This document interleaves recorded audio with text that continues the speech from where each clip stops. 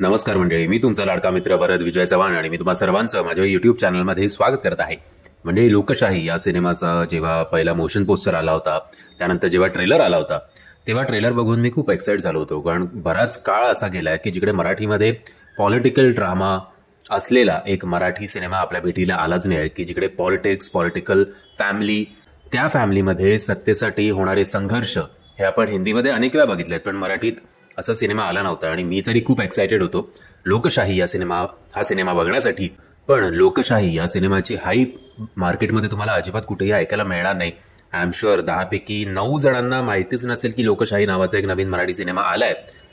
असं आपण म्हणूया की लोकशाही या सिनेमाचे निर्माते जे आहेत त्यांच्याकडे कदाचित प्रमोशनसाठी शाहीच उरली नसेल, त्यामुळे मग आता रिलीज करून टाकूया एकदाचा हा सिनेमा, असं त्यांचा ॲटिट्यूड असावा.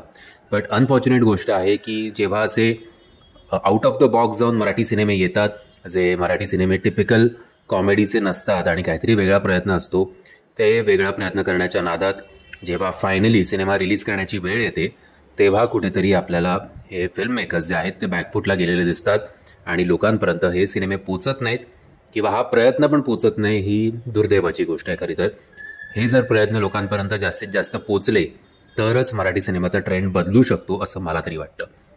एनिवेज, अशा एका सिनेमाची निर्मिती करण्यासाठी, असा एक सिनेमा डिरेक्ट करण्यासाठी सर्वप्रथम म्हणजे या प्रयत्नासाठी तरी या फिल्म मेकर्सचं आपण कौतुक करायला हवं.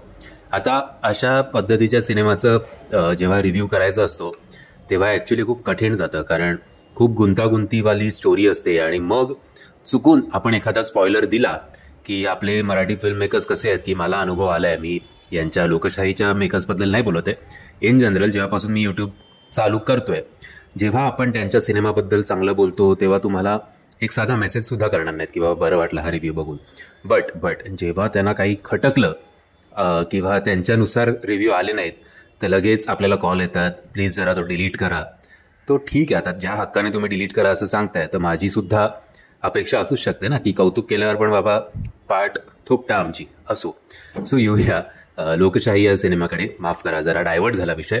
एका वाक्यात सांगायचं झालं तर यशवंत चित्रे म्हणजेच समीर धर्माधिकारी यांच्या अवतीभोवती घडणारी ही कथा आहे. त्यांना पब्लिकली मारलं जातं आणि मग आता त्यांच्या गादीवर कोण बसणार, त्या फॅमिलीमध्ये, पॉलिटिकल फॅमिलीमध्ये या त्यांच्या मर्डरचा कसा प्रभाव पडणार, नक्की तो मर्डर कोणी केलाय, हे सगळे प्रश्न जर तुम्हाला जाणून घ्यायचे असतील आणि त्याचबरोबर एवढी मोठी स्टारकास्ट आहे, प्रत्येक स्टारचे आपापले फॅन फॉलोइंग आहेत, ते स्टार्स एकमेकांबरोबर कसे रिलेटेड आहेत हे जर तुम्हाला जाणून घ्यायचं असेल तर तुम्हाला हा सिनेमा बघायला हवा. आता खून केल्यानंतर खूप अनफॉर्च्युनेटली असं म्हणावं लागेल की एवढे पॉईंट सोडून दिलेत आणि ते खूप चाइल्डिश पॉईंट सोडून दिलेत की जेव्हा यांचा खून होतो तेव्हा सेक्युरिटीचं जे काही वागणं असतं ते वागणं बघितल्यानंतर, म्हणजे आता मी सांगत नाही परत ते सिक्युरिटी मला काय करतो. सो असे प्रश्न उद्भवतात की अरे एवढा चाइल्डिश पॉईंट त्यांच्याकडनं कसा सुटला बुवा, आणि मग हे आता पचवायचं कसं बुवा. सो असं आहे. संजय अमर यांनी ही कथा लिहिलेली आहे. No doubt political drama, family drama, romance, tension, असं सगळं खूप चांगल्या प्रकारे त्यांनी आपल्यासमोर मांडण्याचा प्रयत्न केला आहे. बट आत्ता मी म्हटल्याप्रमाणे असे साधे साधे मुद्दे सोडल्यामुळे त्या ड्रामाचा इम्पॅक्ट आपल्यावर पडत नाही. आणि स्क्रीन प्ले जो आहे तो वारंवार, म्हणजे जसं तो एडिट केला आहे, पास्ट आणि प्रेझेंट याच्यामध्ये आपल्याला दिसत राहतं, जसं आपल्याला ॲनिमल या सिनेमामध्ये सुद्धा दिसलं होतं. बट इकडे पास्ट आणि प्रेझेंटच्या नादात कुठेतरी आपण एक प्रेक्षक म्हणून कन्फ्यूज होतो आणि काही गोष्टी आपल्याला समजत नाहीत बुवा, म्हणजे मला तरी समजल्या नाहीत. त्यामुळे अनफॉर्च्युनेटली असं म्हणावं लागेल की जो इम्पॅक्ट या सिनेमाचा पडायला पाहिजे होता तेवढा पडत नाही. आता संजय अमर यांचे डायलॉग्ससुद्धा आहेत. डायलॉग्स मात्र त्यांना 10 on 10 दिले पाहिजेत, कारण डायलॉग्स, खास करून अशा पॉलिटिकल बॅकग्राऊंडवर आधारित असलेल्या सिनेमाचे डायलॉग्स खूप चांगलं असणं गरजेचं आहे आणि त्याच्यात ते नक्कीच यशस्वी झालेले आहेत. कामाचं बघायला झालं, अभिनयाचं बघायला झालं तर समीर धर्माधिकारी खूप चांगला अभिनय करतात यशवंत चित्रे म्हणून.